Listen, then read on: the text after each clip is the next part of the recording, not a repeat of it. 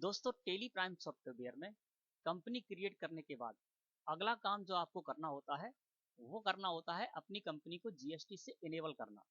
GST से enable करने का मतलब ये है कि आपकी कंपनी की जो भी जीएसटी डिटेल्स हैं वो आपको टेली प्राइम सॉफ्टवेयर को देनी होती है, जिससे कि आप अपनी कंपनी की जीएसटी वर्किंग कर पाए।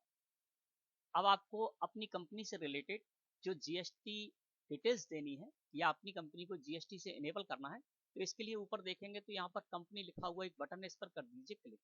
जैसे आप इस पर क्लिक करेंगे आपको नीचे आना है, यहाँ पर लिखा हुआ मिलेगा आपको फीचर्स। तो फीचर्स को सिलेक्ट करके एंटर प्रेस कर दीजिए या F11 प्रेस करिए कीबोर्ड से। F11 आप यहाँ से भी प्रेस कर सकते हैं। इसके अलावा आप इस जगह पर हैं और यहाँ से भी जब आप F11 प्रेस करेंगे कीबोर्ड से तो आपके सामने स्क्रीन कुछ इस तरह से अपीयर होगी। और यहाँ पर दोस्तों आपको क्या करना है, यहाँ पर लिखा हुआ मिलेगा कंपनी, जो कंपनी का नेम है वो, और यहाँ पर शो मोर फीचर, तो इसको आप यस कर दीजिए, जिससे कि सारे के सारे जो फीचर है वो यहाँ पर ओपन होकर आ जाए। मैंने शो मोर फीचर को यस कर दिया। अब सारे फीचर यहाँ पर आ गए और इसी जगह पर हम क्या करेंगे, अपनी कंपनी से रिलेटेड जीएसटी डिटेल देंगे। तो इसके लिए आपको क्या करना है, एंटर एंटर प्रेस करते हुए टैक्सेशन के सेक्शन में आ जाना है। जब आप टैक्सेशन के सेक्शन में आएंगे तो यहाँ सबसे पहला ऑप्शन आपको मिलेगा enable goods and services tax GST. इसको आपको यस करना है और एंटर प्रेस करना है। जैसे आप ऐसा करेंगे यहाँ पर स्क्रीन आपके सामने इस तरह से अपीयर होगी।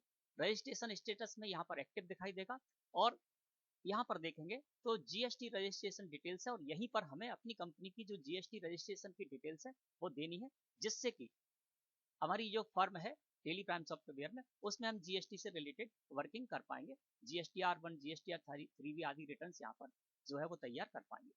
तो सबसे पहले स्टेट में यहाँ पर मध्य प्रदेश आ गया। जब हमने कंपनी क्रिएट की तो वहाँ पर अपनी कंपनी की स्टेट दी थी मध्य प्रदेश, तो बाई डिफॉल्ट यहाँ पर आ गई। और इस जगह पर है रजिस्ट्रेशन टाइप। जब रजिस्ट्रेशन टाइप में आपका कर्सर है तो साइड में रजिस्ट्रेशन टाइप का एक पॉपअप आ गया जहाँ पर रेगुलर, कंपोजिशन और रेगुलर एसईजे लिखा हुआ है ना। तो यदि आप कंपोजिशन टैक्सेबल पर्सन है तो आप कंपोजिशन कर दीजिए, रेगुलर है तो आपको यहाँ पर रेगुलर करना है ना। तो मेरी जो फर्म है वो रेगुलर रजिस्टर्ड है तो मैं यहाँ पर रेगुलर रहने दूंगा और एंटर प्रेस कर दूंगा। इसके बाद यहाँ पर हम एक बार और एंटर प्रेस करेंगे, कर्सर हमारा आ जाएगा जीएसटी आईएन में। अब यहाँ पर हमारी कंपनी जीएसटी में रजिस्टर्ड है तो उसका जीएसटी आईएन भी होगा, यानी goods and services tax identification number भी होगा, जिसको कि हम साधारण बोलचाल की भाषा में जीएसटी नंबर कहते हैं। तो यहाँ पर हमारी जो फर्म है अंशिका ट्रेडर्स वो जीएसटी में रजिस्टर्ड है, रजिस्टर्ड होने के वजह से उसके पास जीएसटी आईएन है यानी जीएसटी नंबर है, तो वो मैं यहाँ पर डाल दूंगा, है ना। तो ये मैंने कुछ भी जीएसटी नंबर यहाँ पर डाल दिया और एंटर प्रेस किया तो यहाँ पर बता रहा है, वार्निंग आ रही है द कंपनी जीएसटी आईएन जो प्रोवाइड किया गया वो इनवैलिड है। तो कोई फर्क नहीं पड़ता क्योंकि हम यहाँ पर क्या कर रहे हैं, केवल जो प्रैक्टिस है उसके लिए इस तरह से कंपनी क्रिएट कर रहे हैं। तो मैंने यहाँ पर कुछ भी जीएसटी आईएन डाल दिया है और इसको हम इग्नोर करेंगे वार्निंग को और एंटर प्रेस कर देंगे ना। अब यहाँ पर कर्सर हमारा आ गया कि यहाँ पर आप अपनी GSTR 1 रिटर्न मंथली फाइल करना चाहते हैं या क्वार्टरली फाइल करना चाहते हैं। तो जो जीएसटी में रेगुलर रजिस्टर्ड टैक्स पेयर हैं वो मंथली भी GSTR 1 रिटर्न फाइल कर सकते हैं और क्वार्टरली भी फाइल कर सकते हैं। तो यहाँ पर आप मंथली चाहें तो मंथली कर सकते हैं, क्वार्टरली चाहें तो क्वार्टरली कर सकते हैं। मैं यहाँ पर मंथली कर देता हूँ और एंटर प्रेस कर देता हूँ। इसके बाद और भी यहाँ पर ऑप्शन है जैसे कि कनेक्टेड जीएसटी डिटेल्स, है ना। तो इसको अभी क्या हम केवल सीखने के पर्पज से कर रहे हैं तो अभी हम इसको ऐसे ही रहने देते हैं। ई इनवॉइस एप्लीकेबल है, यदि आप ई इनवॉइस एप्लीकेबल करना चाहते हैं तो उसको यस करेंगे और उससे रिलेटेड यहाँ पर ऑप्शन आ जाएंगे ना, तो उनकी आप यहाँ पर जानकारी दे सकते हैं, ठीक है ना। जैसे कि एप्लीकेबल फ्रॉम, यानी आप इसमें ई इनवॉइस एप्लीकेबल करना चाहते हैं तो कब से करना चाहते हैं, है ना। तो अभी मैं इसको यहाँ क्या कर देता हूँ, नो कर देता हूँ। इसके बाद है ई वे बिल। ई वे बिल में भी यहाँ पर ई वे बिल एप्लीकेबल यस करेंगे। यस करने के बाद यहाँ पर एप्लीकेबल फ्रॉम आपको बताना है, कब से एप्लीकेबल करना है और इससे रिलेटेड जानकारी देनी है। तो इसको भी मैं यहाँ पर नो कर देता हूँ, है ना। अभी मैं सीखने के पर्पज से सीख रहा हूँ तो इसको मैंने क्या किया, इस तरह से कर दिया।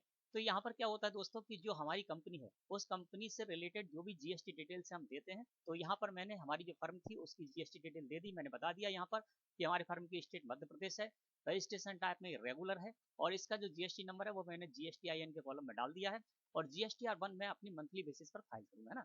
तो ये आपको करना होगा। इसी के बाद क्या होगा, जो भी आप एंट्रीज करेंगे उन एंट्रीज के आधार पर यहाँ पर GSTR 1 रिटर्न जो तैयार होगी और जीएसटी से रिलेटेड सारे फीचर तभी खुलेंगे जब आप यहाँ पर इस तरह की डिटेल डाल देंगे। अब आपको क्या करना है, इस स्क्रीन को एक्सेप्ट करना है, तो एक्सेप्ट करने के लिए एंटर प्रेस कर दीजिए, तो ये एक्सेप्ट हो जाएगी ना। और ये जो स्क्रीन है इसको भी एक्सेप्ट करने के लिए कंट्रोल के साथ ए प्रेस कर दीजिए, तो ये भी यहाँ पर एक्सेप्ट हो जाएगी ना। तो इस तरह से आप यहाँ पर ये डिटेल डाल सकते हैं। और फिर कभी आपको ये डिटेल देखना है तो फिर से आप F11 प्रेस करिए। F11 प्रेस करने के लिए जहाँ से हम गए थे टैक्सेशन सेक्शन में, enable goods and services tax, yes किया और इसको एंटर प्रेस कर दिया, तो यहाँ से आप देख भी सकते हैं। और कोई चेंजेस आपको करना है तो आप चेंजेस भी कर सकते हैं बाद में। अगर आपको ये इनवॉइस यहाँ पर एप्लीकेबल करना है तो ये इनवॉइस को यहाँ पर यस कर दीजिए एप्लीकेबल, है ना। इसी तरह से यहाँ पर ई वे जो है आपको एप्लीकेबल करना है, इसको यस कर दीजिए और उससे रिलेटेड डिटेल डालकर आप यहाँ पर इसको एक्सेप्ट कर लेंगे, तो वो यहाँ पर इस तरह से आपका मान्य हो जाएगा ना। तो दोस्तों मैं समझता हूँ कि आज का टॉपिक आपको अच्छे समझ में आ गया होगा। वीडियो अच्छी लगी हो तो लाइक करें। धन्यवाद।